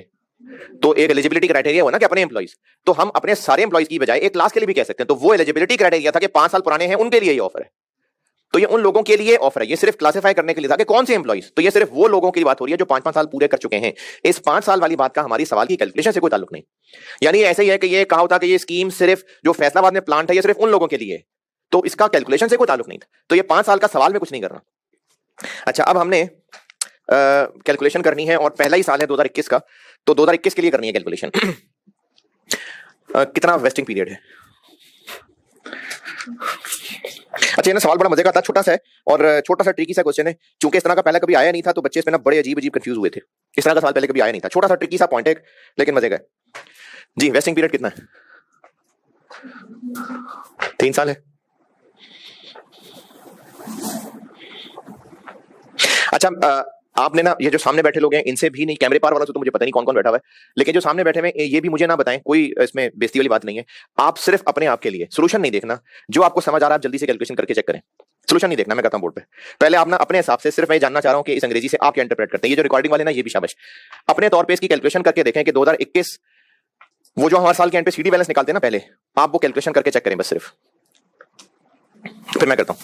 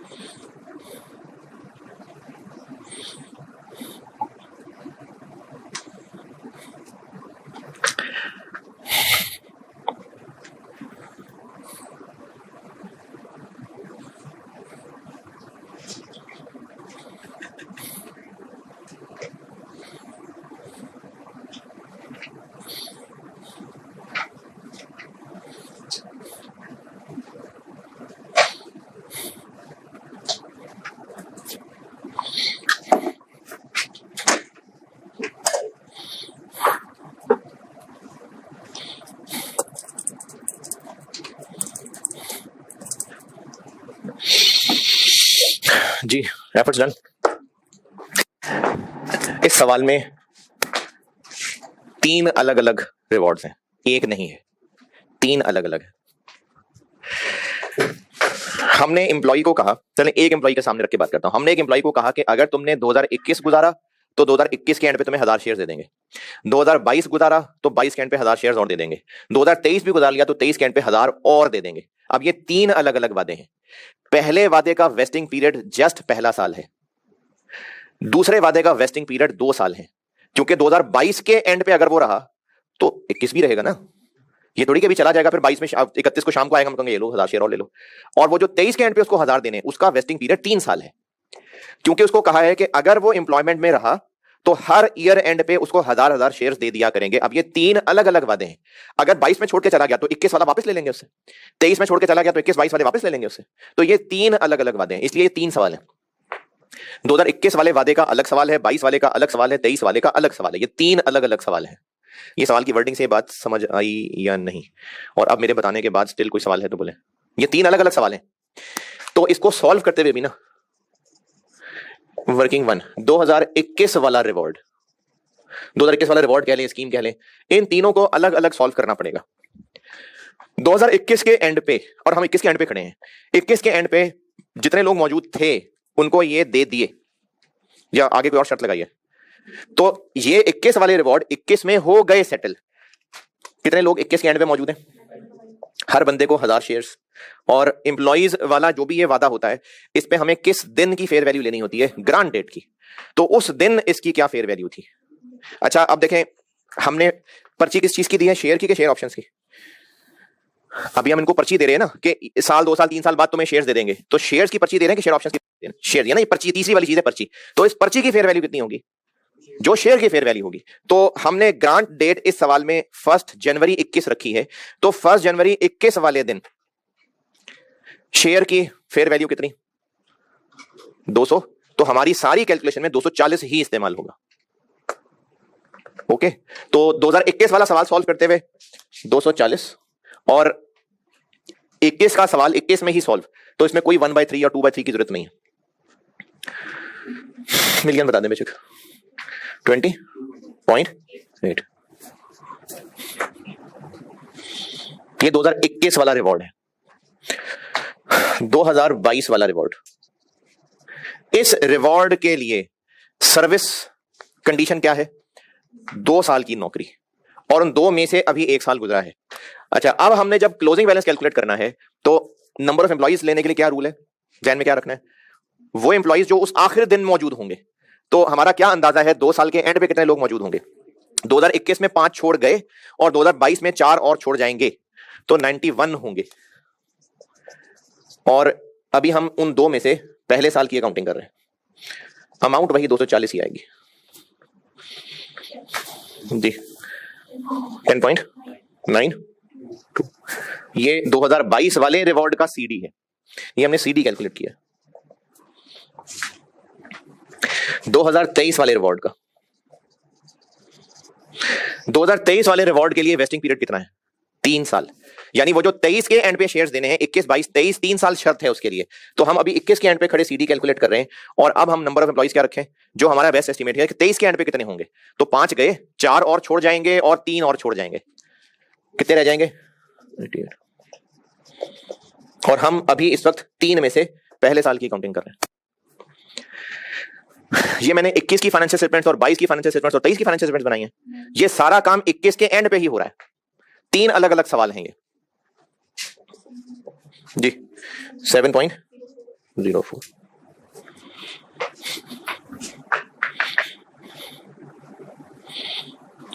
तो एक्सट्रैक्ट्स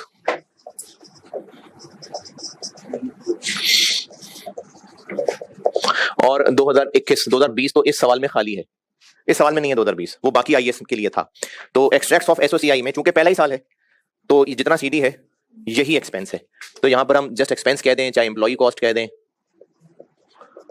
22.8 प्लस 10.92 प्लस 7.04 40 पॉइंट, ये एक्सट्रैक्ट्स ऑफ एसओसीआई हो गए। और एक्सट्रैक्ट्स एसओएफपी के, और उसमें भी इक्विटी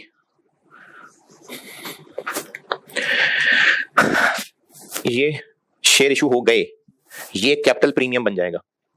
ये अभी पर्चियां हैं तो उसको हम अलग कह देंगे कैपिटल प्रीमियम, और इन दोनों को हम शेयर स्कीम कह दें, इंस्ट्रूमेंट ग्रांटेड कह लें। ये सीडी बैलेंस इसके अंदर आ जाएंगे 10.92 और 7.04, 17.96, और इसको कैपिटल और प्रीमियम में तोड़ना है कितना कितना।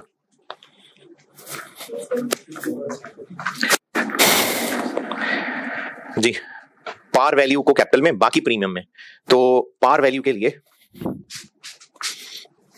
95,000 इंटू 50, ये 95,000 और into 50 fair value, face value sorry जी 4.75, और बाकी प्रीमियम यानी 95,000 इंटू 190 या 22.8 मिलियन माइनस 4.75 जी 18.05 ये।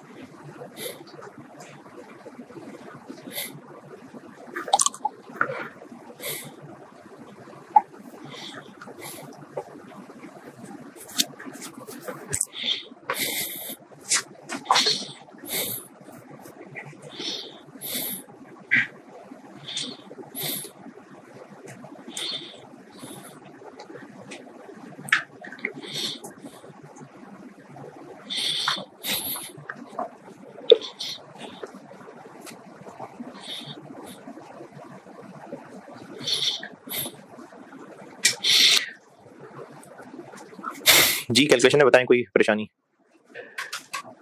अच्छा, सवाल की वर्डिंग ना एक दफा दोबारा पढ़ के तसल्ली कर लें कि अब आपको वाकई नजर आ रहा है कि ये 3 अलग अलग रिवॉर्ड थे, या अभी भी बस कर दिया मैंने तो चलो कर दिया।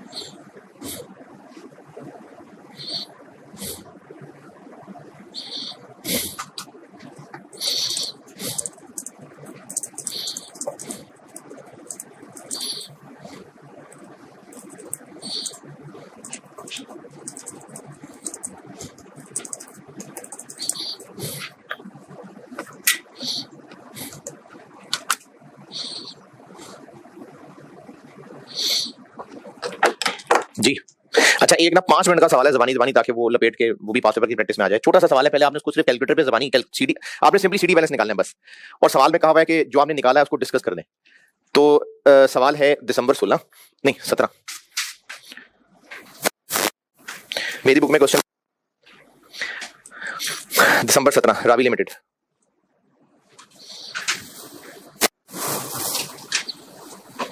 मिल गया। 1 जुलाई 16 को हम ऑफर कर रहे हैं और 30 जून 17, यानी पहला ही साल। तो पहले ही साल के एंड पे खड़े होकर सिंपली आपने सीडी बैलेंस कैलकुलेट करना है, और सवाल की रिक्वायरमेंट है कि जो सीडी बैलेंस कैलकुलेट किया वो अंग्रेजी में बता दें कि अच्छा, सीडी बैलेंस कैलकुलेट करने के लिए हम क्या क्या ले रहे होते हैं? नंबर ऑफ एम्प्लॉइज, हर बंदे को कितने देने हैं, फेयर वैल्यू, 4 चीजें ले रहे होते हैं ना। तो सीडी बैलेंस कैलकुलेट करना है और एग्जामिनर को बताना है कि ये आपने ये वाली 4 चीजें क्यों ली हैं। ये आप पहले कैलकुलेट कर दें और फिर सोल्यूशन पढ़ लें। आपने 2017 30 जून पे खड़े होकर ईयर 1 का जस्ट सीडी बैलेंस कैलकुलेट करना है पहले खुद, और फिर सोल्यूशन पढ़।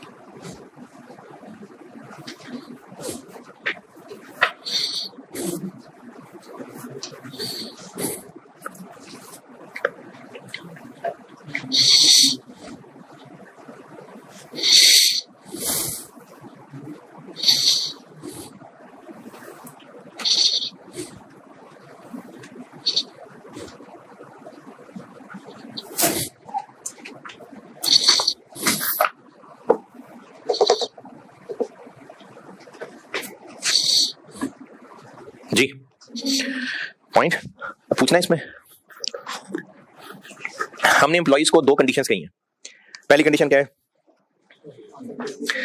कि 5 साल सर्विस में रहेगा, और सर्विस में रह के क्या करेगा?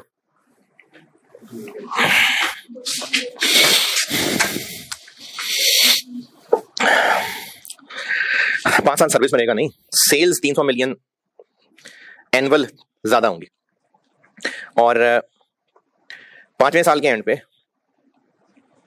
जो शेयर प्राइस है वो 200 रुपए से ऊपर निकल जाएगी। तो पहली कंडीशन परफॉर्मेंस कंडीशन है और दूसरी कंडीशन मार्केट कंडीशन है। मार्केट कंडीशन का क्या इस्तेमाल है? ग्रांट डेट पे इस पर्ची की फेयर वैल्यू निकालने में इस्तेमाल होगा। आपको वो उन्होंने इस टेबल में पर्ची की फेयर वैल्यू 4 तरह की बताई है। एक बगैर कंडीशन को इनकॉर्पोरेट किए 50 है, 44 कंडीशन 1 को इनकॉर्पोरेट करके है, उसको तो नहीं करना होता हमने। 38 कंडीशन 2 को इनकॉर्पोरेट करके, हाँ इसको करना होता है हमने इनकॉर्पोरेट। हमने पर्ची की फेयर वैल्यू निकालते हुए मार्केट कंडीशन को इनकॉर्पोरेट करना होता है।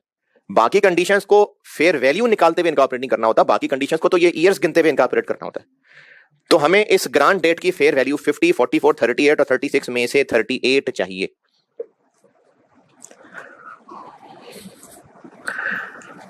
हाँ जी 38।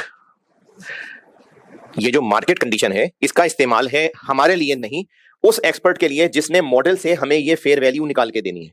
ये उसके लिए इस्तेमाल होता है मार्केट कंडीशन का। उसने इस मार्केट कंडीशन को इस्तेमाल करके हमें फेयर वैल्यू निकाल दी, हमने अब उस फेयर वैल्यू को अपने हिसाब से अंदाजे लगा के यूज करना। तो जो उसने हमें फेयर वैल्यू निकाल के दी है वो कौन सी कंडीशन को इनकॉर्पोरेट करके निकाल के देनी है उसने? मार्केट कंडीशन, वो 38 है।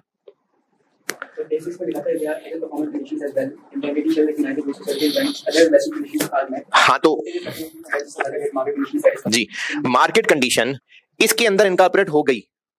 अब हमने बाकी जो अपना काम है कि 5 साल तक सेल्स चलनी है, तो वो हम 1/5 वो वहां इस्तेमाल होंगी चीजें।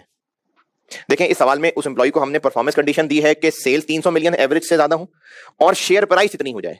तो ये जो शेयर प्राइस वाली बात है सिर्फ इसका इस्तेमाल इसके अंदर हुआ और बस इसको भूल जाए और बाकी को देख के सवाल सॉल्व करना। यही लिखा हुआ है मैंने। लगा था कि वो कहना ये जा रहा है कि अगर तो मार्केट कंडीशन भी है बाकी कंडीशन भी है, सिर्फ मार्केट कंडीशन देखना है, मार्केट कंडीशन को नहीं। मार्केट कंडीशन को तो ऊपर वाले पॉइंट में बता दिया कैसे देखना है, बाकी सवाल सॉल्व करने के लिए अदर को देखना है। मार्केट कंडीशन का इस्तेमाल यह है कि फेयर वैल्यू पे इनकॉर्पोरेट कर लिया। अब वो आखिरकार पूरी हुई या नहीं हुई इससे हमें फर्क नहीं पड़ता, हमने फेयर वैल्यू निकालते हुए मार्केट कंडीशन को इनकॉर्पोरेट कर लिया।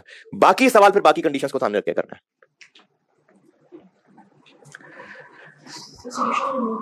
हाँ अच्छा बताता हूं, ये 38 वाली बात 38 देखिए मार्केट कंडीशन के अलावा बाकी कंडीशंस भी हों और उन कंडीशंस का एस्टीमेट चेंज हो रहा हो। जैसे हमने इसको कहा, अगर ये कहा होता अगर कि 5 साल में जब भी शेयर प्राइस यहां तक पहुंच जाए, कहां तक? 200 तक। 5 साल में जब भी शेयर प्राइस 200 तक पहुंच जाए एंड एनुअल सेल्स 300 मिलियन तक हो जाए तो हम तुम्हें ये शेयर्स दे देंगे, शेयर ऑप्शन दे देंगे। अब इसमें शेयर प्राइस 200 तक पहुंचेगी नहीं पहुंचेगी, कितने चांसेस हैं, इस बात का इस्तेमाल 38 की कैलकुलेशन में हो गया। अब इस बात को छोड़ के हम दूसरी तरफ ध्यान देंगे कि 300 एवरेज सेल्स हो जाएगी। ये अगर हमें लग रहा है कि 3 साल में हो जाएगी तो 1/3, अगर हमें लग रहा है कि 4 में हो जाएगी तो 1/4, अगर हमें लग रहा है 5 में हो जाएगी तो 1/5। इस चीज का इस्तेमाल फिर अब बाकी की तरफ ध्यान करना है। मार्केट कंडीशन की ध्यान सिर्फ शुरू में करना था फेयर वैल्यू ऑफ पर्ची निकालने के लिए बस, अब उसकी तरफ से ध्यान हट जाएगा।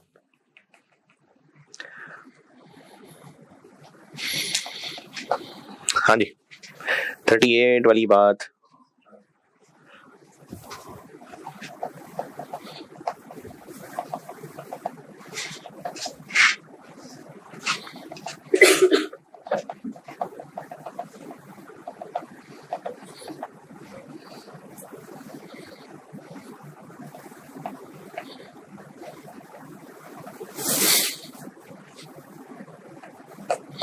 वाली बात ओके।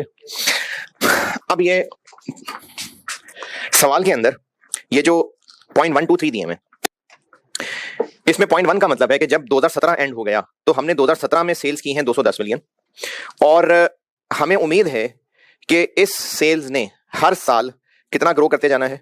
20%। 2017 में कितनी हुई है? 210। अब हमने ये अंदाजा लगाना होता है कि ये परफॉर्मेंस पूरी होगी कि नहीं होगी। जैसे प्रैक्टिस क्वेश्चन 3-4 के अंदर प्रॉफिट की एवरेज सवाल वाले ने खुद कैलकुलेट करके दी हुई थी कि ईयर 1 में प्रॉफिट इतने % ग्रो किया, ईयर 2 में इतने % ग्रो किया यानी एवरेज इतना आया, ईयर 3 में इतना ग्रो किया यानी एवरेज इतना आया। ये सवाल वाले ने खुद कैलकुलेशन कर दी थी। अब हमें खुद चेक करना पड़ेगा कि 2017 के एंड पे खड़े होके हमें क्या लग रहा है कि परफॉर्मेंस कंडीशन पूरी होगी कि नहीं होगी। हम क्यों एस्टिमेट कर पाए? 0.1 दिए होने की वजह से।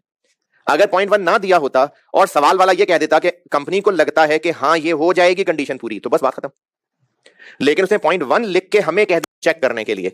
2017 की कितनी सेल्स हुई, 2018 में कितनी होंगी, इससे 20% ज्यादा 2, 2019 में कितनी होंगी, इससे 20% ज्यादा 3, 2020 में कितनी होंगी, इससे 20% ज्यादा 360, 2021 में कितनी होंगी, इससे 20% ज्यादा 1 5 डिवाइडेड बाय 5 3 1 2। तो अभी 17 के एंड पे खड़े होके हमारा बेस्ट एस्टीमेट हमें क्या बता रहा है कि कंडीशन पूरी हो जाएगी, इसलिए ये लोग कामयाब हो जाएंगे और हम फिर कैलकुलेशन करेंगे। अगर मैं लग रहा होता नहीं कामयाब होंगे तो ये हम अंदाजा लगा रहे हैं, तो हमें लग रहा है कामयाब हो जाएंगे, सब ठीक है, इनटू 1/5। इंप्लॉइज कितने, जो हमारा बेस्ट अंदाजा है कि 5 साल के एंड तक मौजूद होंगे, तो वो कितना है हमारा अंदाजा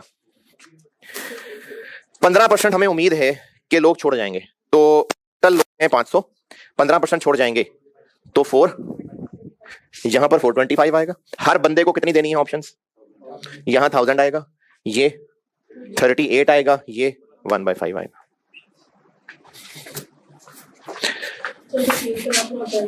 जी अच्छा, अब अगर हमें नजर आ रहा होता ना कि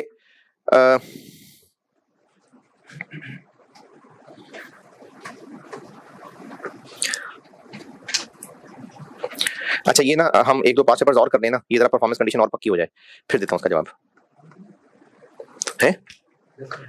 मैं वो सोच रहा हूं ब्रेक के बारे में भी एक बात, ये मैं सवाल पूरा करके आपको बताने लगा।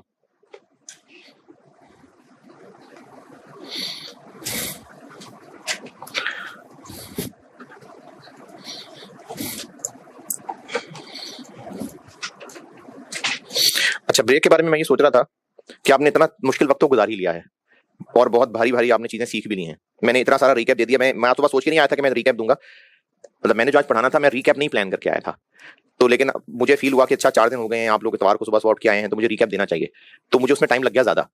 अब मैंने ये सोचा है कि मॉडिफिकेशन एक चीज पढ़ानी है, वो चूंकि एक थोड़ी टेक्निकल चीज है और ये 5 लोग भी गायब हैं। देखो उस दिन एक स्टूडेंट की वजह से मैंने इसलिए क्लास ऑफ कर दी थी कि जो लोग आते हैं चलो वो तो ढंग से आए ना, और आज 5 लोग गायब हैं, शाबाश। तो फिर अगर रिकॉर्डिंग पे ही तसल्ली हो जानी थी तो मैंने 14 अगस्त ऑफ कर दिया। तो मॉडिफिकेशन फिर मैं कल कराऊंगा। एक आसान सी चीज है जिसका सवाल आपने खुद ज़बानी देखना है, वो करके फिर मैं ऑफ ही कर देता हूं। चैप्टर में आए,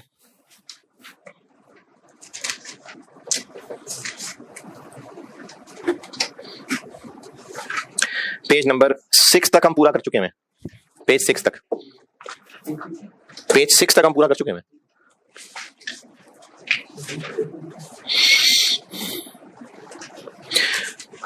अच्छा, ये एक सवाल जो अभी कर रहा था डिस्कस, ये ना जिसने भी पूछा था, और चलो बाकियों को भी कह रहा हूँ, ये सवाल उधार है मेरे पे, अगर मुझे जवाब देना याद नहीं रहा तो ये पूछना जरूर है। मैं बस ना चाह रहा हूँ कि आपको थोड़ी सी प्रैक्टिस और करा लूँ ना। जब मॉडिफिकेशन, अगर मैंने परसों ना इस पे जवाब दिया, यानी मैं 2000 परसों अगर जवाब ना दिया तो ये सवाल दोबारा पूछ लेना कि अगर ये पूरा होता नजर ना आ रहा होता तो फिर क्या करते। तो ये परसों तक अगर मैंने जवाब ना दिया तो पूछ लीजिएगा। पेज 6 के एंड तक हम पढ़ चुके, पेज 7 पे आए।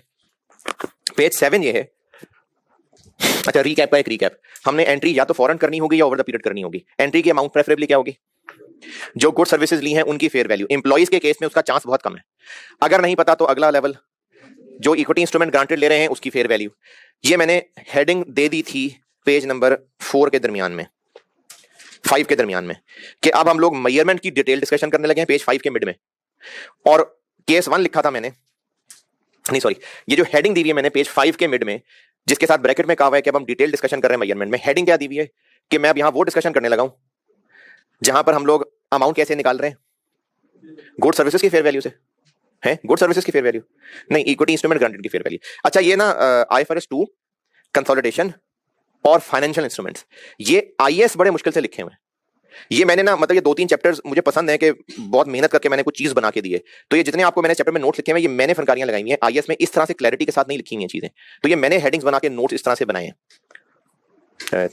तारीफ करा था अपनी। तो ये पेज 5 के मिड में ये जो हेडिंग बनाई हुई है मैंने, transactions measured at fair value of equity instrument granted, अब इस पे डिटेल डिस्कशन हो रही है। किस पे डिटेल डिस्कशन हो रही है कि अमाउंट हमें गुड सर्विसेज की नहीं पता, तो फिर इक्विटी इंस्ट्रूमेंट ग्रांटेड की अमाउंट से काम चलाना पड़ेगा। उसको मैंने 2 केसेस में बांटा हुआ है। केस 1 ये बनाया था कि हमें इनकी फेयर वैल्यू पता चल रही है, चाहे मार्केट वैल्यू से पता चल जाए, चाहे हमें कोई कंसल्टेंट फार्मूला लगा के दे दे।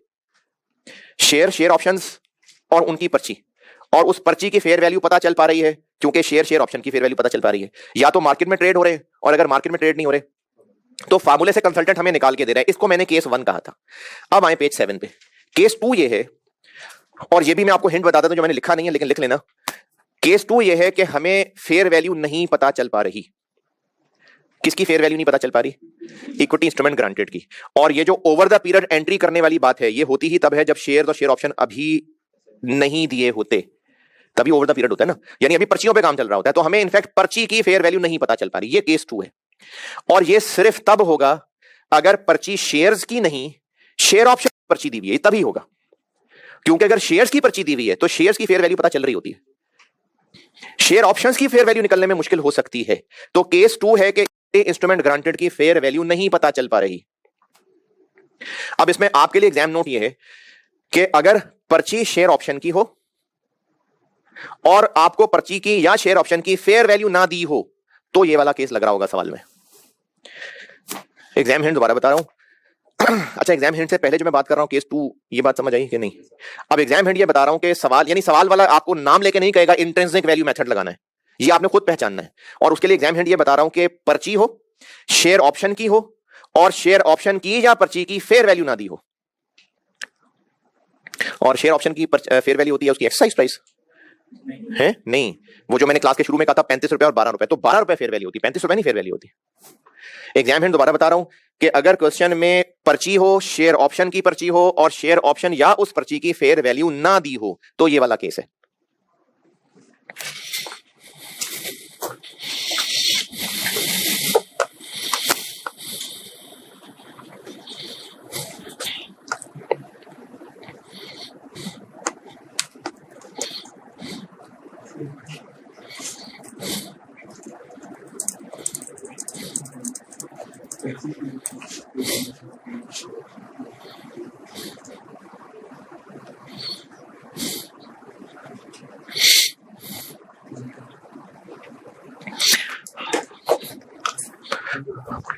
हाँ जी, ये बात लिख लिया हिंट जो मैंने कहा है। एक्सरसाइज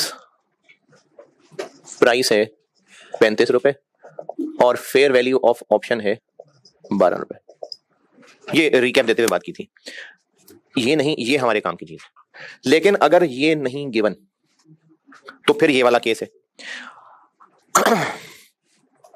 तो फिर यहां पर ना IAS ने एक रास्ता बताया है कि अच्छा, अगर एक्सपर्ट आपको फेयर वैल्यू नहीं निकाल के दे पा रहा, तो फिर आप सोचें कि ये पर्ची कितने की बिक सकती होगी। अब वो सोचना कैसे है, कोई इस पर्ची को क्यों खरीदेगा? जैसे मैंने शुरू में मिसाल दी थी कि मुझे एक ऑप्शन मिली है और 12 रुपए की बेच देता हूं, आप मुझे क्यों देंगे 12 रुपए?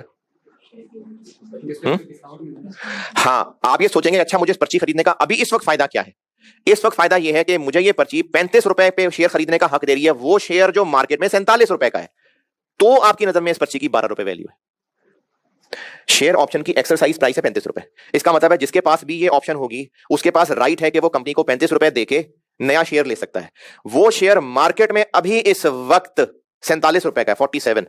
तो इस ऑप्शन होल्डर को क्या फौरी फायदा नजर आ रहा है? 12 रुपए का जो उसको डिस्काउंट मिलेगा ना, ये उस पर्ची की वैल्यू है आइडियली स्पीकिंग। इसको कहते हैं intrinsic value. Intrinsic value, share option की इंट्रिंसिक वैल्यू के उसके अंदर क्या वैल्यू छुपी हुई है कि जितना डिस्काउंट फायदा नजर आ रहा है उस ऑप्शन होल्डर को, उसको उस ऑप्शन की इंट्रिंसिक वैल्यू कहते हैं। और ये 12 रुपए के लिए फार्मूला क्या बन गया? मार्केट में शेयर कितने का है माइनस एक्सरसाइज प्राइस, इसको कहते हैं इंट्रिंसिक वैल्यू। एग्जैक्ट होगी? एग्जैक्ट किससे? नहीं, एग्जैक्ट से क्या मुराद है? उनके डिफरेंस को ही इंट्रिंसिक वैल्यू कह रहे हैं। ये हमें इसलिए सोचना पड़ रहा है कि इसकी कोई फेयर वैल्यू नहीं पता, तो इंट्रिंसिक वैल्यू का कॉन्सेप्ट इसलिए लाया गया कि अच्छा फिर यकीनन 12 की बिक्री होगी। देखें अगर एक चीज की मार्केट में वैल्यू लग रही है, अच्छा अभी इस वक्त अगर शेयर 47 का है और ये शेयर ऑप्शन मार्केट में 35 एक्सरसाइज प्राइस वाली शेयर ऑप्शन मार्केट में, ये ऑप्शन इटसेल्फ मार्केट में 25 रुपए की बिक रही है। दोबारा सुने, शेयर मार्केट में 47 का है, उस शेयर को खरीदने की ऑप्शन 35 रुपए की है, फौरी फायदा कितना नजर आ रहा है? 12। फिर भी ये ऑप्शन मार्केट में 25 रुपए की बिक रही है, तो क्यों? हाँ, क्योंकि फ्यूचर में शेयर और महंगा होने की उम्मीद है। अभी थोड़ी ऑप्शन एक्सरसाइज होने लगी है, ऑप्शन एक्सरसाइज होनी है 2 साल बाद, तो लोगों को उम्मीद है कि शेयर ने और महंगा हो जाना है, इस उम्मीद पे ये ऑप्शन महंगी बिक रही होगी। तो इसलिए प्रायोरिटी है आईएएस की कि अगर फेयर वैल्यू पता चल पाए तो उस पर अकाउंटिंग करना। अगर फेयर वैल्यू नहीं पता चल पा रही तो कम से कम ये पर्ची कितने की बिक्री होगी? 12 रुपए की। नहीं समझ आ रही बात? आ गई है? 25 की क्यों बिक रही होती? तो प्रेफरेबली फेयर वैल्यू होनी चाहिए थी, नहीं तो काम चलाऊ इंट्रिंसिक वैल्यू है। और चूंकि ये काम चलाऊ है और ये अभी के हालात के मुताबिक है, अभी के हालात के मुताबिक 25 रुपए कब होती? वो भी अभी होती, लेकिन 25 क्यों होती? फ्यूचर एक्सपेक्टेशंस को सोच के। 12 रुपए भी अभी है, 25 भी अभी है, 25 फ्यूचर को सोच के होती, 12 फ्यूचर को बगैर सोचे। इसलिए हम 12 रुपए यूज करेंगे, 25 होती तो 25 यूज करते, नहीं गिवन तो केस 2 इंट्रिंसिक वैल्यू, हम 12 रुपए से सारी अकाउंटिंग करेंगे। लेकिन पहले पढ़ी अकाउंटिंग और इसमें अब सिर्फ वाहिद फर्क यह आएगा कि चूंकि ये फ्यूचर को सोच के नहीं निकली हुई, तो हर ईयर एंड पे इसको अपडेट करना है। पहले हम लोग कैलकुलेशन करते हुए इसको अपडेट कर रहे थे, नहीं, ये पहले ही उस पर्ची की वैल्यू फ्यूचर के हालात को सोच के निकली हुई थी, इसको अपडेट नहीं करना था। लेकिन केस 2 में फर्क ये पड़ेगा, सारी कैलकुलेशंस वही हैं, सब कुछ वही है, सिर्फ करना क्या है कि चूंकि अब हम इंट्रिंसिक वैल्यू यूज कर रहे हैं तो उसको हर ईयर एंड पे अपडेट करते जाना। यानी तरीका वही है, सीडी बैलेंस निकलेगा हर साल के एंड पे, सीडी बीडी सीडी का डिफरेंस आएगा, तरीका वही है। लेकिन हमने अब हर सीडी निकालते हुए पहले तो नंबर ऑफ एम्प्लॉइज और ईयर अपडेट कर रहे होते थे, अब इंट्रिंसिक वैल्यू को भी अपडेट करना है। और अगर करते करते किसी साल ये 0 हो गई तो टेक्निकली पिछला सारा रिवर्स हो रहा होगा ना, ये मैंने भी कुछ देर पहले भी बताई थी बात। तो पॉइंट 1 और 2 पढ़ लें, बाकी नहीं पढ़ना, अभी बाकी आपको मैंने कैंसिलेशन के साथ पढ़ाना है। सॉरी, पॉइंट 1 2 पढ़ लें, चौथा अभी नहीं सिखाया। पेज 7 पे केस 2 पॉइंट 1 2 3 पढ़ लें, चौथा अभी नहीं सिखाया।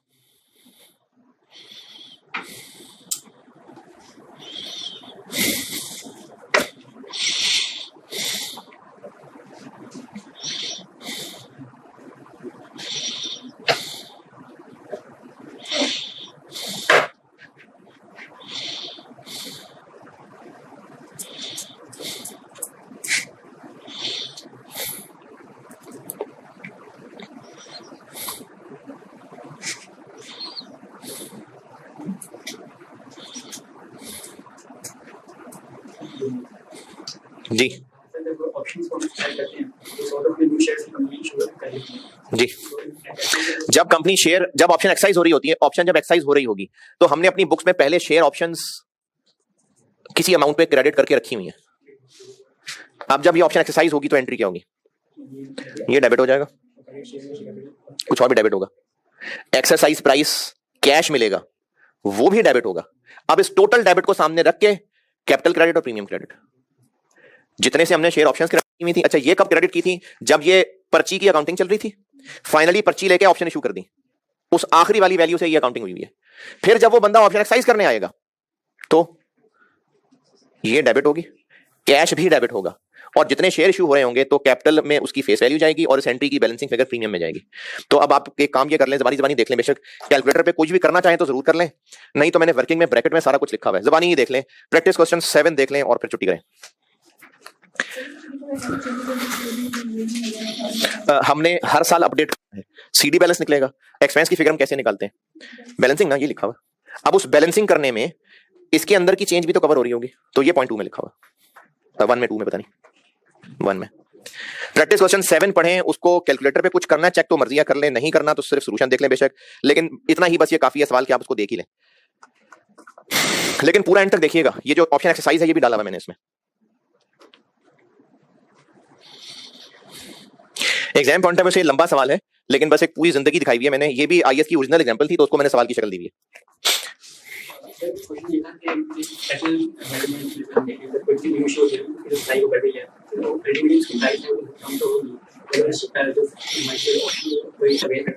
ये के जो फेयर वैल्यू से शेयर्स हैं उससे पहले की जो मैं फेयर वैल्यू है उसकी, तो हालांकि 35 पे एक्सेल प्राइस है और जब उसकी मार्क देगा वो भी शेयर ऑप्शन से मार्क से रेट कर रहा है, तो जब न्यू से इशू शेयर होंगे तो उसको शेयर प्राइस बहुत टाइम से कम हो जाएगी थोड़ी सी। तो अब आप पूछ रहे हैं कंपनी में उसके क्या फर्क पड़ेगा? ये उसके खास इंसान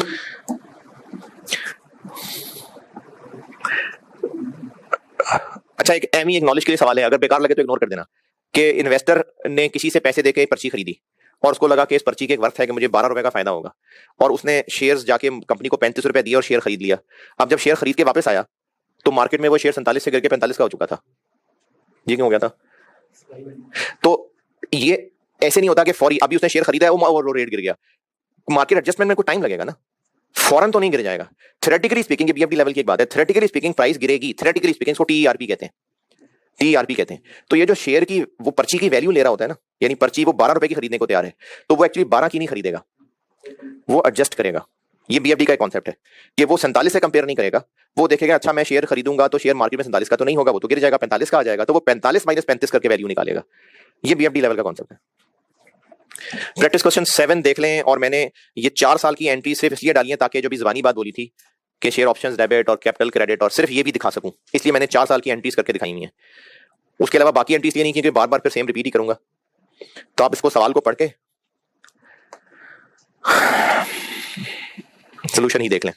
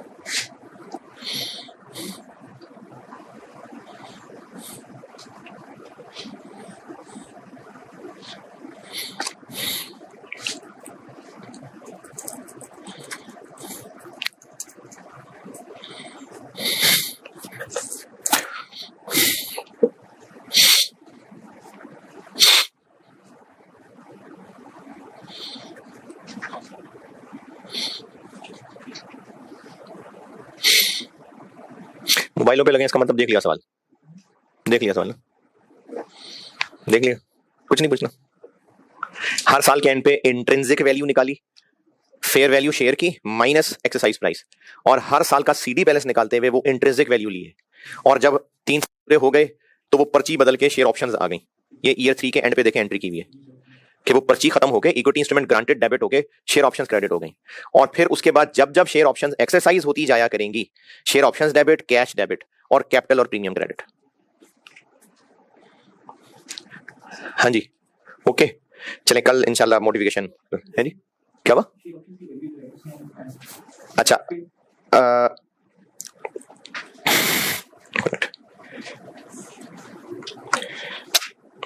डिस्कशन प्रैक्टिस, जी बताएं। जी जी,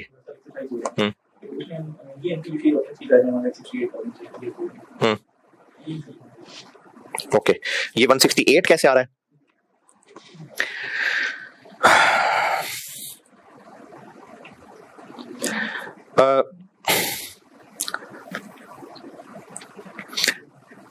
ये जो सवाल चैप्टर में कहा हुआ है, चैप्टर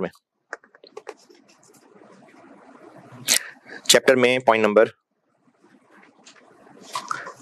2, पेज 7, चैप्टर में पॉइंट 2,